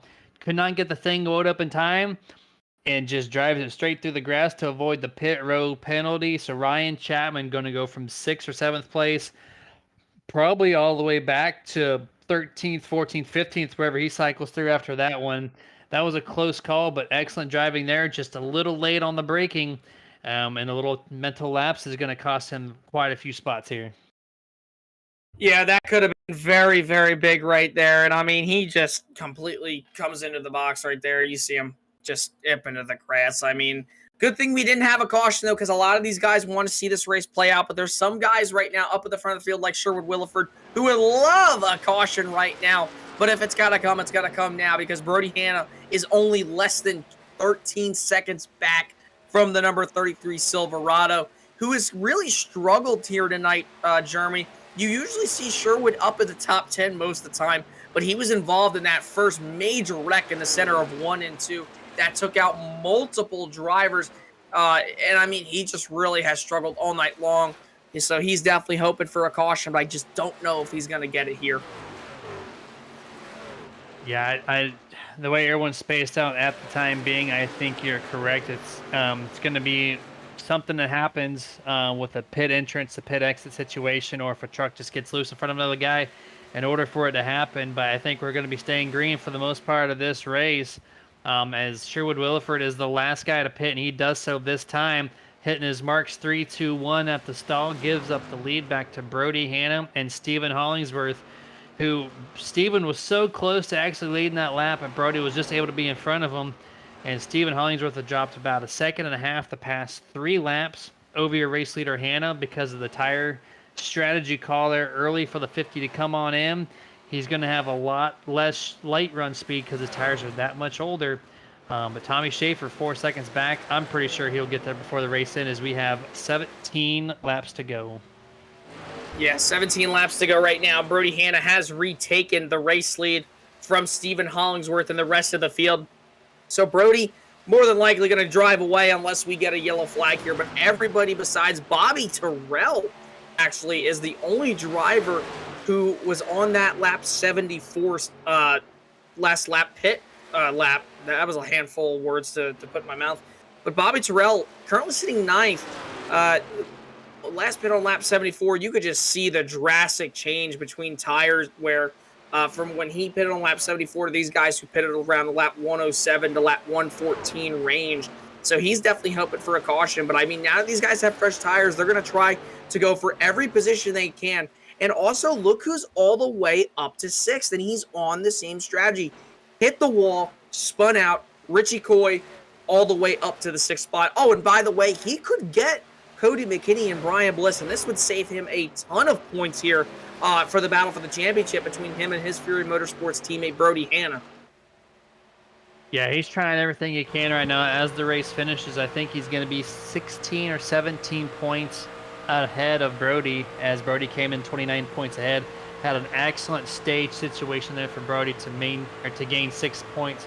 But yeah, this is really going to tighten it up. Darlington is going to have to come in clutch for Richie to maintain that lead, no doubt about it. But he's doing an excellent call here. Coming back from that spin out, he was in 11th or 12th. He's been slowly gaining on these guys and passing them one by one, able to climb up to 6th. And you're on board with him watching these guys in front. They're racing each other nose to tail here, which is nothing but good news for the 19 to maybe get himself back into the top 5 and recover from that lap 27 slap of the wall there off of turn 2.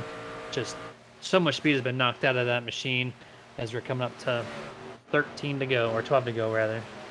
Yeah, with 13 laps to go, I mean, it's looking pretty good right now for Brody Hanna, but Tommy Schaefer's trying everything he can, and he's actually a little bit faster than Brody Hanna, but I just don't know if it's going to be enough time, Jeremy. I mean, he's back by just a little under 7 seconds. He was about a 10th faster, a little bit more than a 10th faster than Brody Hanna that last time around, but it's not looking good for the number 29 machine. He's going to have a caution. And also, not to mention the fact, too, that Stephen Hollingsworth has been very fast, too. He was about almost 3/10 faster than Brody Hanna last time around. But I mean, with the laps winding down, you got to think to yourself, what do these guys do if they have a late race caution? You pit and you hope for the best. If you're Brody Hanna, you just hit your marks on the start, and I think he's going to settle that all for himself. But these guys are so spaced out right now. There's a couple trucks passing each other, like on your screen, the 50 and the 27, but that's no battle there. 27, much fresher tires than the 50, easily clears him. There's so much gaps between everybody. You know, it's going to take someone just to get loose and wash back up the track for a caution to fly, I do believe, or else this thing is going to go green the rest of the way for the final 11 laps. As you're looking at the track map here, there's 2 clusters through turn 1 and 2, then 3 and 4. The front stretch and back stretch at the moment virtually untouched. So with 29 or 27 trucks on the track, all those gaps in between, you're seeing it on your screen of basically what it looks like all around this racetrack. Yeah, and I mean, look at everybody right now, very, very spread out. I mean, the back straightaway has a very big gap between the next car from the car that just hit turn number 3. But everybody's really, stretched out right now just because of the way that the cautions have fallen. Well, no cautions, but no cautions falling. The pit strategy, the cycle going around. That's the great thing about pit strategy. But man, oh man, it has just all been about Brody Hanna tonight. That truck has been lights out. This is exactly what he needs to try to close the gap in just a little bit more on Richie Coy. He's not going to gain, like a ton besides the 10 points that he gained. But I mean, it's going to be close when they head into Darlington next week if the race were to end the way it is right now. Yeah, I'm looking forward to that and seeing how that all plays out. These guys are going through turn 1 and 2. Right now, Brody Hanna actually going through 3 and 4. He just has such a huge lead. If you're keeping up on a scoring pylon there, or at least, Jason, your perspective, Brody's got a 7-second lead over second place of Schaefer, 10-second lead over Hollingsworth, a 12-second lead over fourth place McKinney. So that 23 is just, he's on a different zip code right now. He can just easily take it around the track without trying to press any issue whatsoever. He can give up a second a lap at this point and still, be fine. I think he's going to be very comfortable there. So just counting down the laps, praying that there's no caution, in which we're about to find out in 8 laps what happens. Yeah, and I mean, Brody Hanna just continues to grow that lead right now. Just almost over 9 seconds right now. But I tell you what, I am a commentator cursor, and I will tell you what, do not count out the fact of a caution because it very well could happen. These guys have a little bit of laps on their tires now, so they're going to start slipping and sliding just a tad bit. But you also got to think about, too, there's lap trucks in the way, and also there's guys that are fighting for points here. So everything is on the line for these guys these last 2 races of the season, tonight at Kansas and then next week at Darlington. We very well could see a caution, and like we saw beforehand, that 50 was very loose later on in the run, and he's getting taken under fire right now, actually, from Cody McKinney, who's looking to the inside of him into 1. Richie Coy moves himself up to 5th place as he easily passes the 3 of Brian Bliss. And now Richie's really hoping that Hollingsworth slows up enough to get to his bumper, which is another 1.5 seconds away. So we might see Richie Coy just right outside the podium after this thing's all said and done here. As 5 laps to go around for the Kansas 200. I think Richie's going to get the 50 and put himself into 4th place. What an excellent recovery here from the 19 team. Yeah, it's been an absolute win here tonight. I guarantee you when he gets out of Kansas here tonight. And I'm going to be interested to see if maybe we can talk to Richie Coy. I mean, he is catching those guys up in front of him. I don't know if it's going to be enough right now. But, I mean, if he were to get to Cody McKinney somehow, some way, and were to pass him, and then we got the opportunity to talk to him, I would just want to know what's going through Richie Coy's mind because it has been an abysmal night for him up until these past 20 laps or so. Because, I mean, the green flag pit stops, I mean, the repairs that he's had to take, he's almost gone a lap down. He went from spinning, hitting the wall. I mean, this is an absolutely amazing recovery here tonight for the 19 Fury Motorsports machine. And, I mean, he very well could pick up 4th here on Stephen Hollingsworth because he's all over the bumper looking at the inside of 3. You're going to make this pass happen like he's sitting still because the 50's tires are just that much older. He's able to maintain turn 3, had to give up a lot of speed through in the center of 3 and into 4. And the 19 at the line, 50 trying everything he can, but the 19 got that position. P4 for Richie through 1 and 2. This pass should be completed. 50 holds the speed up there for turn 1, and just the center of the corner cannot hold it. 19 clears him, goes to the top, and 19 is going to secure 4th place. Yeah, he's going to secure 4th place, but I guarantee Stephen Hollingsworth is not going to want to give it up just that easily here. He's going to be ripping the top side, but we've seen over these long runs, once you get about 25 laps on those tires for the number 50 machine, that truck fades, and it fades fast, but we have not seen it fade this fast, this short into a run all night long. You could just see him. He is struggling right now. I mean, he just lost about 4 or 5 truck lengths just in the span of 2 corners there to Richie Coy. As Brody Hanna, though, takes the white flag, and this is going to be a great night for Brody if he can hang on. Most laps won the stage break, and he's 2 corners away from just sweeping this entire event all for himself here. Coming through 3 and 4 right now. Open track in front of him, no pressure, taking it easy. Through 4, Brody Hanna, I believe, is going to get his 4th win of the season. Coming to the start, finish line, Brody Hanna. This is your Martin Sports winning moment. Just dominant fashion, start to finish. 23, congratulations on your W here at the Kansas 200. Yeah, what a performance here tonight for Fury Motors sports driver Brody Hanna. And what a comeback for his teammate and buddy Richie Coy. Yes, Brody was able to gain 10 points regardless because of that stage win, and Richie not finishing inside the top 10 there for that stage. So this is going to be an epic points battle when they come in to into Darlington next week. So these guys have a title on the line for Season A. But Brody Hanna, what a night tonight between him, Tommy Schaefer, and also Stephen Hollingsworth, who unfortunately comes home 6th after such a stellar run here for him tonight. But Brody Hanna was just lights out. He was on rails, man. He was an absolute locomotive. The best truck definitely won this race without a question, and you're going to see him burn it down for the 4th time in 2023A. Well, maybe waiting. I don't know if he stalled his virtual truck. Saw some flames come out the pipes. There we go. Oh, waited for this. I think looks like the 89 to zoom by before he was turning it around. But we're going to kick it over to the unofficial results here to count down all 29 entries to see where they finished. Brody Hanna, obviously P1, doing his burnouts. Tommy Schaefer finishes in 2nd. Cody McKinney 3rd. Richie Coy 4th. Stephen Hollingsworth going to end up in 5th. That's number 3 of Brian Bliss in 6th place. TJ Bartell in 7th. Colton Gum 8th. Joseph McKinney finishes in 9th. And to round out tonight's top 10, and the only top 10 that were on the lead lap, Robert Malikian.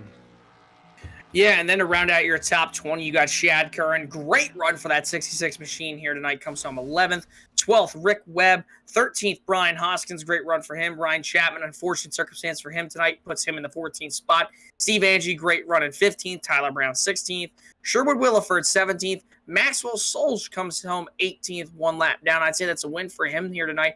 Bobby Terrell, heartbreaker for him tonight after having such a good long-run truck. He'll finish 19th. And then Timothy Stubblefield comes home in the top 20 position. 21st, Michael Blackner. 22nd, Tony Solari. 23rd, Steve Loomis. 24th, Lane Allen. 25th, Justin Diltz. 26th place, Jeff Brayton. 27th will be Randy Henshaw. 28th, JP Burns in the last truck in tonight's field. Brandon Elder. Entry to the race did not start other than more than 4 laps. Finishes in 29th. As Brody Hanna has cooked the engine, he is coasting to a stall if he can even make it. But this is going to kick us to a full screen commercial break. We're going to gather your guys' top 3 and get their thoughts of tonight's Kansas 200. We'll be right back.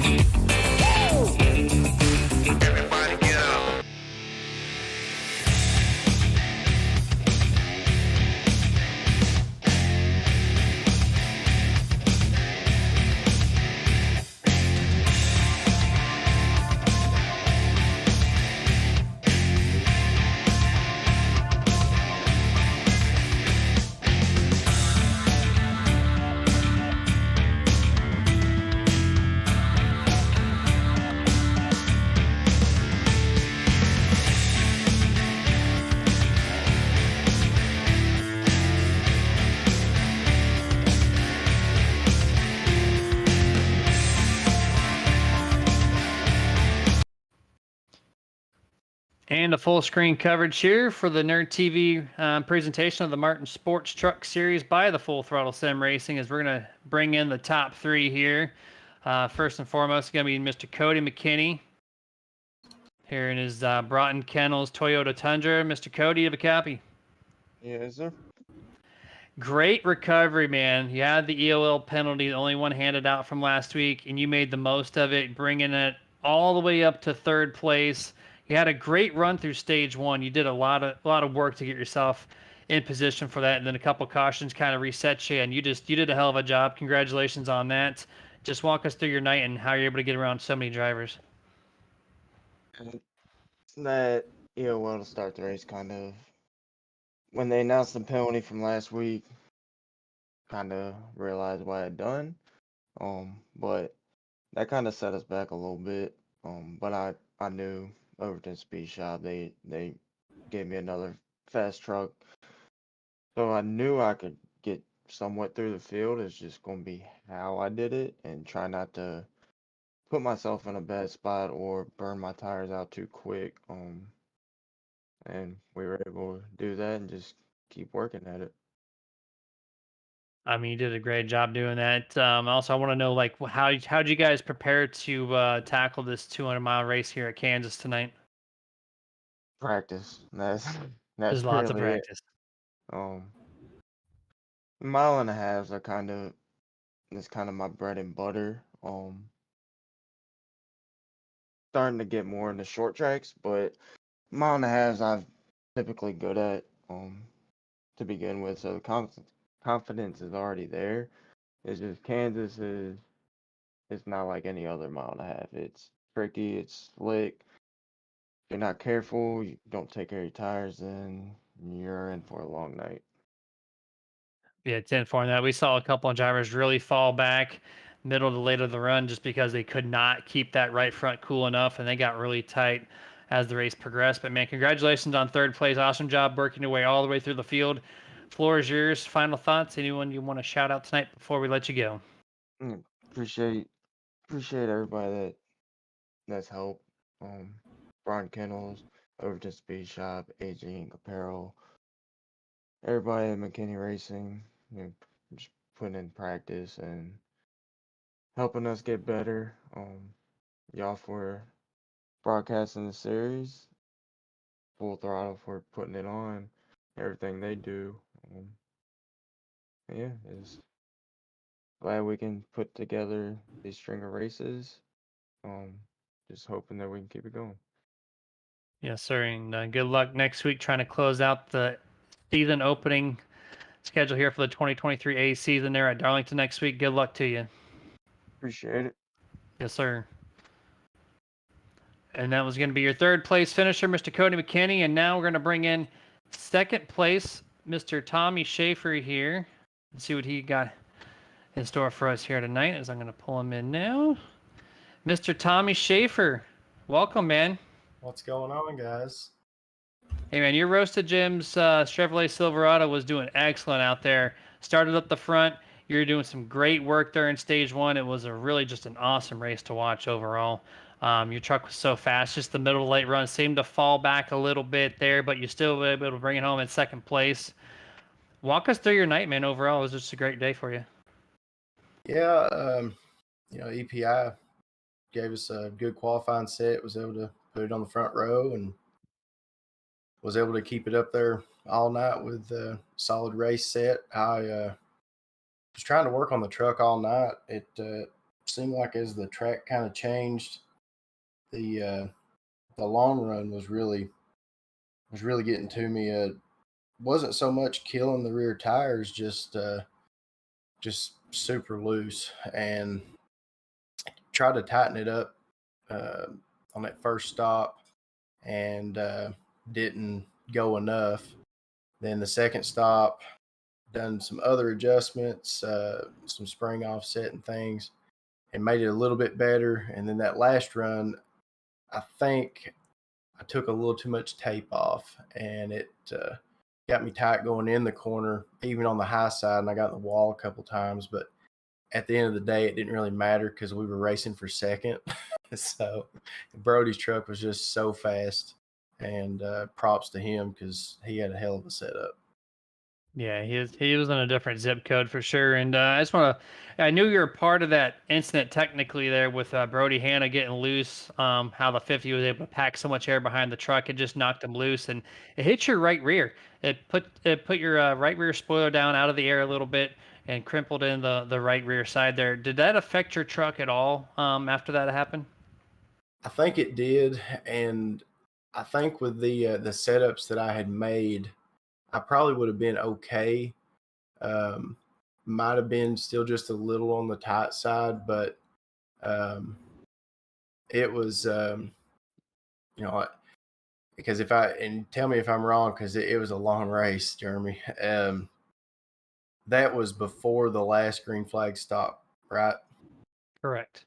So I think whenever that happened, I probably should have went the other way with the truck and left. I should have left the tape on what I had it at to start the night, I believe, and I probably would have been okay because I felt like it tightened my truck up a little, but not drastically. I think more than anything, it hurt me on the other end going in the corner. Just had lacking a little bit of speed. So Yeah, I was curious how it was going to affect you, and it looked like it did a little bit for sure there. But congratulations on runner up, though. Awesome job all race long. Like I said, it was a great battle for us to watch. You were consistently fighting the 50, the 23 on the starts. Late in the run, you had to fight the 28, even a 3 at a couple times. So it was just a good race overall. But the floor is yours. Who would you like to thank before we let you go this evening? like to thank Roasted Jim's Coffee for riding with us, Schaefer's Auto Body, the guys over at EPI, Dustin Hall and them for always making good sets and keeping us competitive. And I don't thank you guys for doing the broadcast. Everybody over at Full Throttle for putting the league on. And I also want to say that the Nerditudes Martin Sports sim racing gloves are the real deal. So if anybody's watching and is interested in those, I recommend them. You know, the hard luck was awarded those for my hard luck at Talladega and got them in today and was able to use them and really enjoyed them. Thank you guys. Excellent, man. Yeah, I knew we talked about it briefly there in the previous that you had him on, and you brought it home in second place. So, I mean, that's a selling point right there alone. So, good shout out there for sure, man. But yeah, congratulations once again. Go ahead and go get them at Darlington next week. We'll try to. Hey, I appreciate you guys and we'll hopefully talk to you next week. All right, sounds good, man. We'll see you then. Yeah, thank you. And that was your second place finisher, Mr. Tommy Schaefer, bringing it home with the Nerditudes gloves there from Martin Sports. Now it's time to bring in our race winner and loading up the Martin Sports victory lane for the fourth time this season, Mr. Brody Hanna. Do you have a copy? Got you guys. What kind of truck did you bring here to Kansas, man? You once you got to the front, you didn't leave it, and about 15 laps into the run, you just took off. You were several tenths of a second faster and faster and faster, and you won by 10 seconds. So just walk us through your how you built this setup for tonight's race.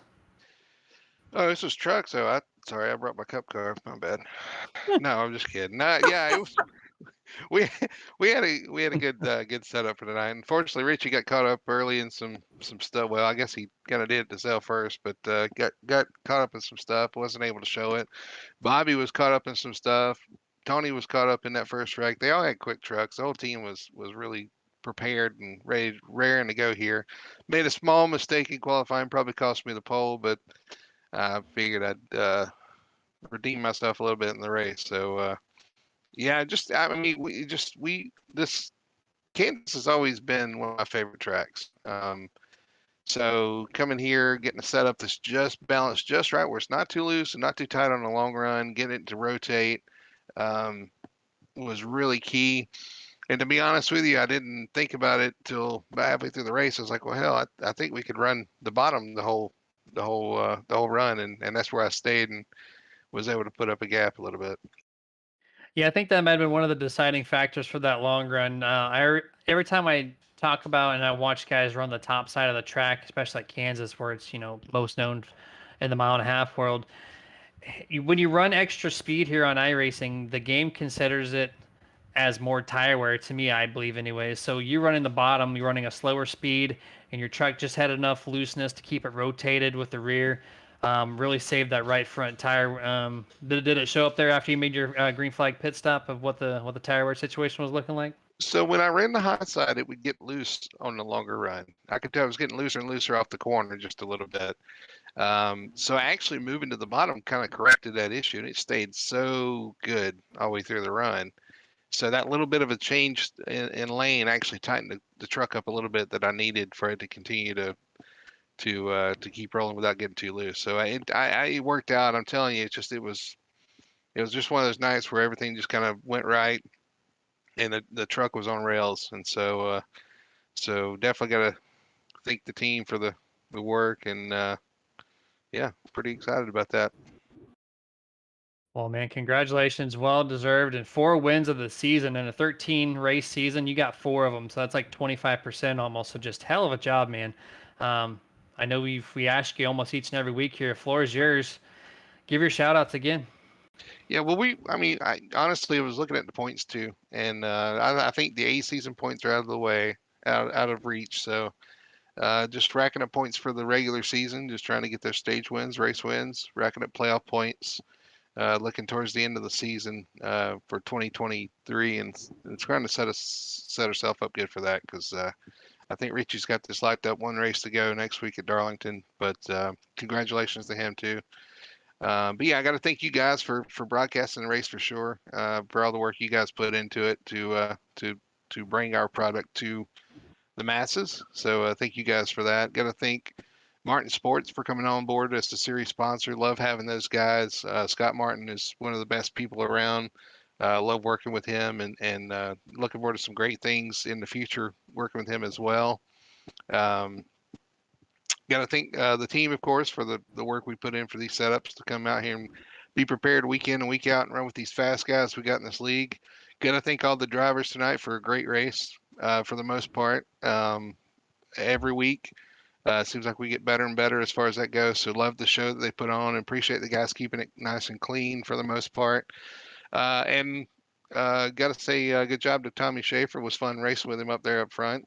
Unfortunately, I think the 50 ruffled some feathers tonight. Not of mine. I mean, we were fine, but there's some hurting feelings in our camp from him, so that'll have to be resolved at some point. But other than that, guys, thank you for your broadcast. Thanks to Nerditudes for what you do. Thanks to the league and the drivers that make the league what it is. And we'll go get them next week. I would keep an eye on those points. You said it's out of reach, but if my calculations are correct, you're going to be about 15 or 16 back coming in, which is you basically cut the 29-point deficit in half tonight. So if there's a similar story and Richie can't get inside the top 5, you never know. It could be a lot closer, but either way, we're going to keep an eye on it, make sure everyone's up to date on that for sure. And yeah, congratulations for the 4th time this season. Go get them at Darlington. All right. Thank you, guys. Yes, sir. And that was your race winner, Mr. Brody Hand, in the 23 Full Throttle Sim Racing Ford F-150. Jason, final thoughts tonight? Man, I mean, what a race we had here tonight. The multi-groove racing, the strategies, and I mean, Fury Motorsports brought a great piece for Brody Hanna here tonight. And obviously, wasn't the best night for some of the other guys like Tony Solari, Richie Coy, but Richie was still able to come back. So overall, I enjoyed the race, and man, it's going to be a hell of a race next week at Darlington. Yeah, 100%. I'm definitely looking forward to that. And this is going to bring the end of the broadcast here for the Nerd TV crew at the Full Throttle Sim Racing League here for the Martin Sports Truck Series. We're going to thank our sponsors one last time before we get out of here tonight, because without them, we are not doing this for you guys. Of course, Full Throttle Sim Racing, thank you for a year and a half of letting us do this for you 2 nights a week. You guys are watching them day in, day out. They got a little space open. We're having about 30 trucks and cars on average, so they need a 36-car field. Be the one to register it up at FTSR.net. Mach 1 Performance, your Monday Cup Series sponsor. It's a fabrication shop that's produced champions and winners of all sorts of racing divisions. Find them at Facebook at facebook.com/Mach 1 Performance. Sim Racing Points. It's your all-inclusive league points management system that allows you to completely track your league stats and more with one simple upload. Visit them at simracingpoints.com. Martin Sports at martinsports.gg. They offer top quality apparel to make you look stylish and feel comfortable. So head to the website to see the whole apparel lineup. iRacing iFlag. Get notifications a fraction of a second faster without ever leaving your focus from the racing action. Find them at iRacingIFlag.com for their full product line. Bud Kicker. Get that ultimate feel from a race car with their haptic response system.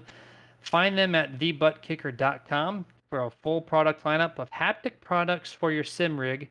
Team Watson Racing setups with quality, professionally built setups for all your asphalt oval needs. Find them at teamwatsonracing.com for pricing and packages. And then lastly, Roasted Gems Coffee. Coffee beans roasted just for you. Starts your day the right way with coffee from Roasted Gems. Find them at roastedgems.com to get a taste. We're going to bring you action here from Kansas on Monday from the Mach 1 Performance Cup Series. But until then, you guys stay safe. Get your nerd on.